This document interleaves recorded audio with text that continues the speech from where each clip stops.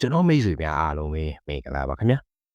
တဘာဝရဲ့လက်ဆောင်များ channel လေးကနေကြိုဆိုလိုက်ပါတယ်ဒီနေ့မှာတော့ short ရွက်ရဲ့ကောင်းကျိုးတွေကိုတင်ဆက်ပေးသွားမှာဖြစ်ပါတယ် channel လေးကို subscribe မလုပ်ရသေးရင် subscribe လုပ်ခဲ့ဖို့တောင်းဆိုပါရစေခင်ဗျာအင်ချက်တဲ့အခါမှာအလန်းလေးမှုရအောင်ခဏတစ်ပြုတ်သုံးလိုက်ရုံပဲလို့ထင်ထားတဲ့ short ရွက်လေးတွေမှာကျွန်တော်တို့မသိသေးတဲ့အံ့ဩစရာကျမ်းမာရေးပြုတ်ဝက်ချက်တွေဘယ်တော့ရှိနေမလဲဆိုတာစဉ်းစားမှုပါသလားဈေးထဲမှာအလွယ်တကူဝယ်လို့ရသလိုကိုယ့်အိမ်ချမ်းဝန်းထဲမှာလည်းရှိနေတဲ့ဒီရွက်လေးကတကယ်တော့တဘာဝကပေးတဲ့အဖိုးတန်စီတစ်ခွက်ပါပဲရှောက်ရွက်မှာကိုဟန်အားစနစ်ကိုမြင့်နေပေးတဲ့ဗီတာမင် C ရှောင်းမျိုးနဲ့ဝင်အပင်တွေမှာပါတဲ့ဗီတာမင်တစ်မျိုးဖြစ်တဲ့ဗီတာမင် B လို့အဓိကပါဝင်နေပါတယ်။ရှောက်ရွက်ကဖလေပါနဲ့ကျွယ်ဝတာပါဝင်တာကြောင့်နှလုံးရောဂါကင်ဆာရောဂါဝေဒနာခံစားနေရသူတွေအတွက်အထူးသင့်တော်ပါတယ်။အစာများလို့မအီမသာဖြစ်တာပေမန်နှုံးကြည့်တာကော့အန်တာဘိုင်မခေါင်းဖြစ်တာတွေအတွက်လည်းရှောက်ရွက်ကိုရေစင်စင်လေးစေးပြီးဝါစားလိုက်ရုံပါပဲ။ဝမ်းသားနေတဲ့သူတွေအနေနဲ့ရှောက်ရွက်နုလူလေးကိုဝါစားပေးလို့ရတယ်လို့ရှောက်ရွက်ပြုတ်ရည်တောက်ပြီးလို့လည်းရပါတယ်။အနာတွေပြက်ရတန်ရတွေအနက်စိမ်းတွေဖြစ်တဲ့အခါမှာလည်းအနာကိုပွင့်ဝင်ကူးဆက်တာမျိုးမဖြစ်စေဖို့ရှောက်ရွက်ကိုရေစင်အောင်စီးပြီးအရည်ကိုစွတ်ပေးလို့ရပါတယ်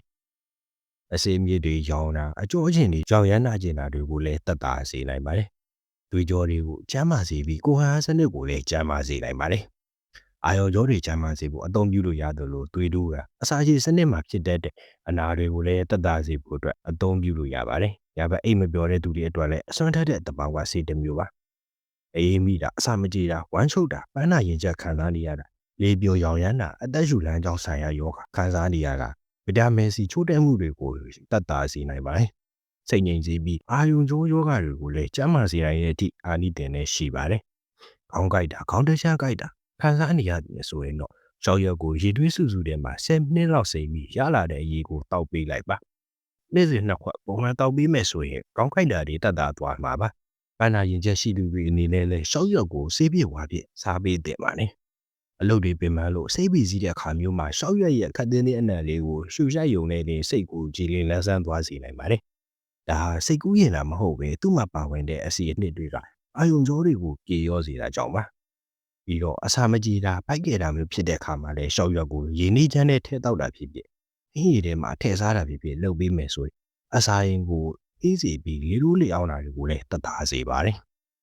အသားရည်အတွက်ဆိုရင်လည်းရှောက်ရွက်ကတကယ်ကိုအစွမ်းထက်လာပါတယ်သူ့မှာပါတဲ့ဓာတုဆန့်ကျင်ပစ္စည်းတွေကအရွယ်မတိုင်းနဲ့အရေးချောင်းဖြစ်တာကိုကာကွယ်ပေးသလိုဝက်ချက်နဲ့အရည်ပြားယောဂါပြဿနာတွေကိုလည်းတတ်တာစေတာတွေ့ရပါတယ်ကရင်းနဲ့မကောင်းလို့စိတ်ညစ်နေရသူတွေအတွက်လည်းရှောက်ရွက်တိတ်ကိုဝါပေးလိုက်ရုံနဲ့ကရင်းကိုတန့်စင်စေပြီးယုံကြည်မှုကိုပြန်ရစေမှာပါဒါကလူတော်တော်များများမိနေတဲ့တဘာဝရဲ့အလှပဆိုင်ရာတစ်ခုပဲဖြစ်ပါတယ်ဒါပေမဲ့တတိထားရမှာကရှောက်ရွက်ကိုသုံးတဲ့အခါမှာအလွန်အကျွံမသုံးမိဖို့ပါပဲဘယ်အရာမှဆိုတန်းဆေးလုံးပြီးပေါ့ဗျာလက်လက်ဆက်ဆက်အရွယ်လေးတွေကိုတေချာဆေးကြောပြီးမှသုံးဆွဲတာအကောင်းဆုံးဖြစ်ပါတယ်အခုခေတ်မှာလူတော်တော်များများကဓာတ်ရုပ်ဗေဒဆေးဝါးတွေကိုပဲအားကိုးနေကြပဲမယ်ကျွန်တော်တို့ပတ်ဝန်းကျင်မှာရှိတဲ့ဒီလိုသဘာဝပစ္စည်းလေးတွေကလည်းပြည့်ထွက်ဆိုးကျိုးမရှိပဲကျန်းမာရေးကိုအများကြီးအထောက်အကူပြုနေပါတယ်တကယ်တော့ကျန်းမာရေးဆိုတာကြီးကြီးမားမားပြောင်းလဲမှုတွေတဲ့နေ့စဉ်ဘဝရဲ့အသေးငယ်တဲ့အလေးကျင့်တွေကနေစတင်တာပါနေ့စဉ်တောင်းနေကြရေနွေးချမ်းထဲမှာရှောက်ရွက်ကလေးတစ်ရွက်နှစ်ရွက်တော့ထဲတောက်ကြည့်ုံနဲ့ထူးခြားတဲ့လန်းဆန်းမှုကိုခံစားရမှာပါမိသားစုကျန်းမာရေးအတွက်လည်းဈေးမကုန်ပဲထိရောက်တဲ့နီလန်ပေါင်းတစ်ခုဖြစ်တာကြောင့်ဒီနေ့ကစပြီးရှောက်ရွက်ရဲ့ကောင်းကျိုးတွေကိုလက်တွေ့ခန်းစားကြည့်တိုက်တွန်းလိုက်ရပါတယ်ခင်ဗျာ